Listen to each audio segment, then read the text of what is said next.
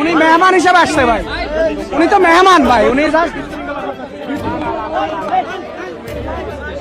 জনাব নাসিরউদ্দিন পাটোয়ারী এবং 11 দলের যারা নেতা কর্মী ছিলেন তার সাথে তাদেরকে ইট পাটকেল ডিম সহ তাদের উপরে আক্রমণ করা হয়।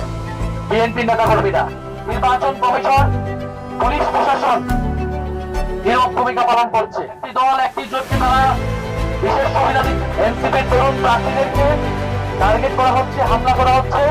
আমাদের বোনেদের মায়েদের যারা আমাদের নির্বাচনের পক্ষে কাজ করে যাচ্ছে তাদেরকে টার্গেট করা হচ্ছে। এখানে কোনো ভিকটিম কাজ করতে আসি নাই। আমরা স্পষ্টভাবে বলতে আসছি, এক দলের প্রার্থী থেকে দিন নিক্ষেপ করা হলে অন্য দলের প্রার্থীদের উপরেও নিক্ষেপ।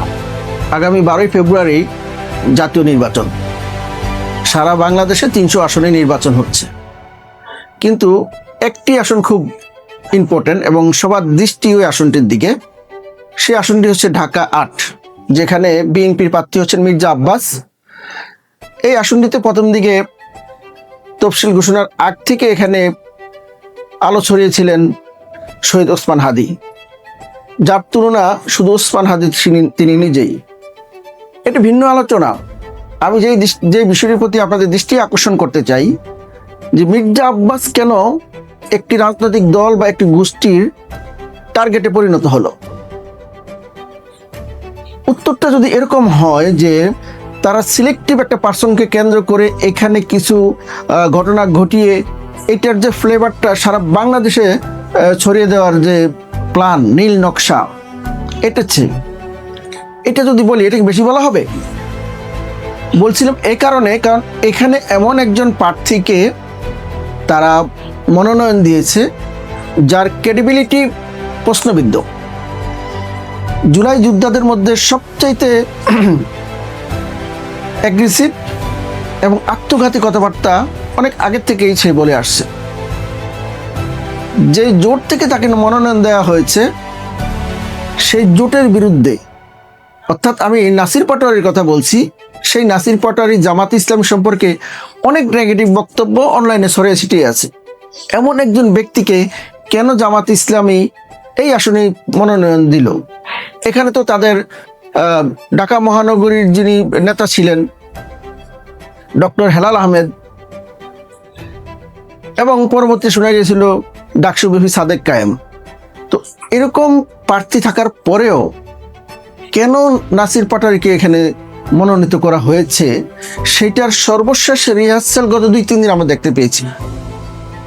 গত পরশুদিন দেখলাম নাসিরউদ্দিন পাটোয়ারি ইউরোপীয় ইউনিয়নের সাংবাদিকদেরকে, প্রতিনিধিদেরকে তিনি বলছেন যে মির্জা আব্বাস হচ্ছে গ্যাংস্টার। গতকালকে আমরা যে ঘটনা দেখছি, ঘটনার পরেই আমরা দেখলাম মিছিল শুরু হয়ে গিয়েছে, চান্দাবাজ আব্বাস। কেন ভাই? আপনার কাছে কি কোনো প্রমাণ আছে যে মির্জা আব্বাস চান্দাবাজ?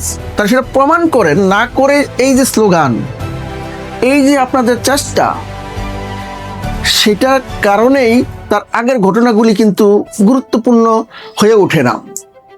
কোন ঘটনাটির কথা বলছি আমি বলছি নাসিরের প্রতি যে ডিম নিক্ষেপ করা হয়েছে। আপনারা দেখেছেন এই ঘটনাটি আপনার গতকালকে সারা মিডিয়াতে সয়লাভ হয়ে গিয়েছে।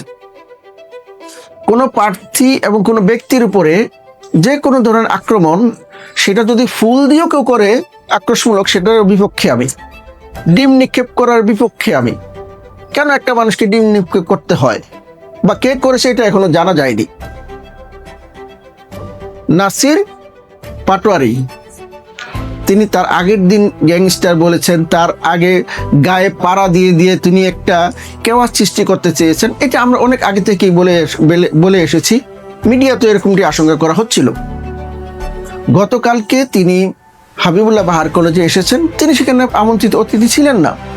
তারপর তিনি এসেছেন এখানে ঢুকতে, যে তার সাথে যে ঘটনাগুলি ঘটেছে এগুলি আমরা বিভিন্নভাবে গতকালকে আমরা দেখেছি, আপনারাও দেখেছেন। কিন্তু পরবর্তীতে কি দেখা গেল যে কয়েক ঘন্টার মধ্যেই যারা ওখানে সুস্থ ছিলেন, এদের অনেকেই কথা বলতেছিলেন মিডিয়ায়, তাদের অনেকেই একটু পর দেখা গেল যে কেউ হাতে ব্যান্ডেজ করা, কেউ মাথায় ব্যান্ডেজ করা। আর ভাই, এটা কোন ধরনের লীলা খেলা? রাজনীতি করতে হবে একদম ফেয়ার। আপনি কাউকে কোনো বিষয়ে অভিযোগ করতে হলে তার প্রমাণ দিবেন, এবং আপনি আপনার মতো করে রাজনৈতিক স্লোগান দেন, রাজনৈতিক মিছিল করেন, আপনি জনগণকে জানান, এটা আপনার রাইট আছে। কিন্তু গায়ের সাথে গা পাড়া দিয়ে যেভাবে একটা ফ্লো উঠাইতে চাচ্ছেন, জোর করে আপনি শুকনো জায়গার মধ্যে পানি আনবেন কিভাবে? আসছে না তো। যেমনটা করেছিলেন শহীদ ওসমান হাদিকে কেন্দ্র করে।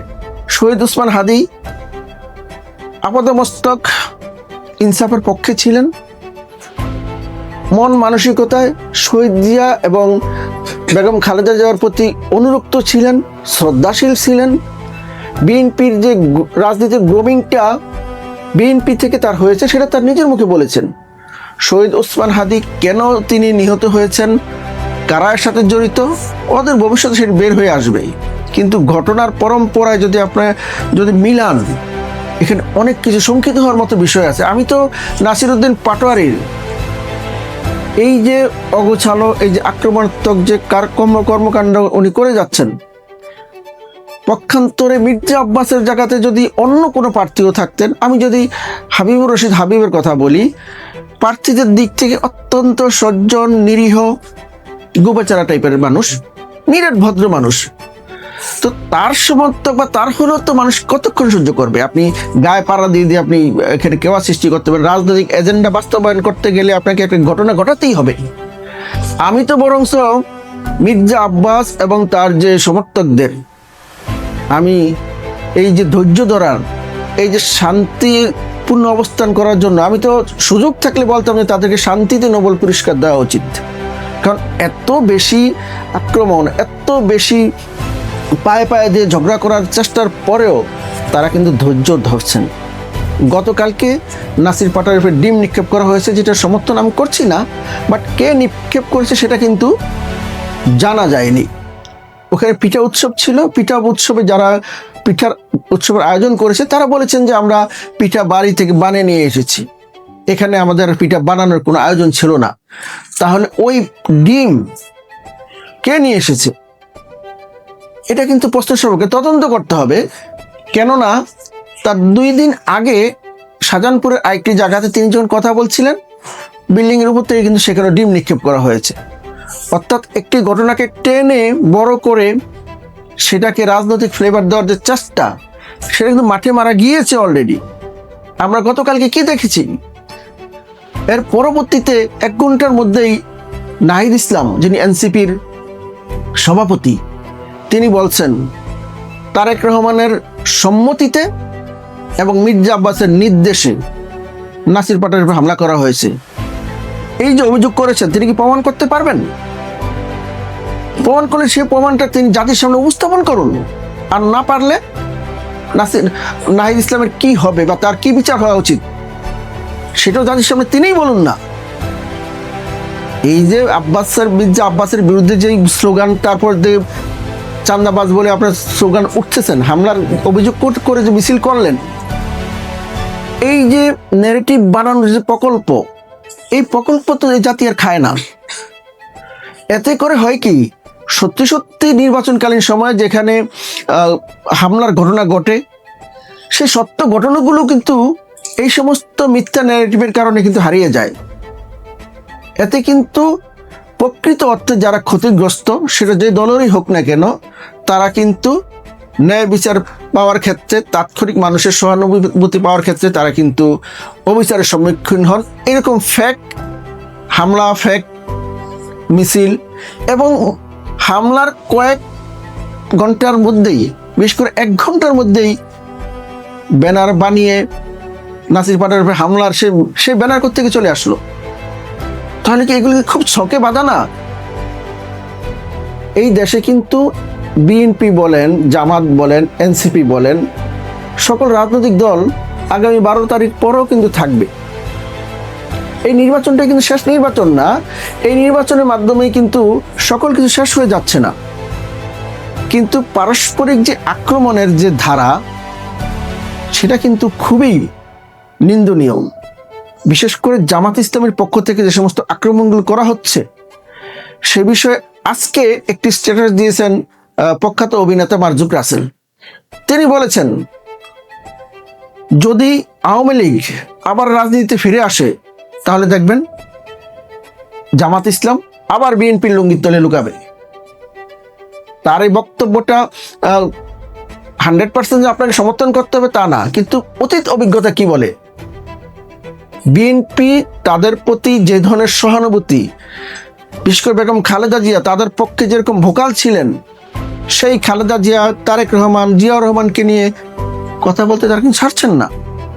রাজনীতিতে কৃতজ্ঞতাবোধ বলে একটা বিষয় থাকে, অকৃতজ্ঞতার যদি কোনো প্রমাণ কোনো রাজনৈতিক দিয়ে থাকে বা দেয়, সেটা হচ্ছে জামাত ইসলাম।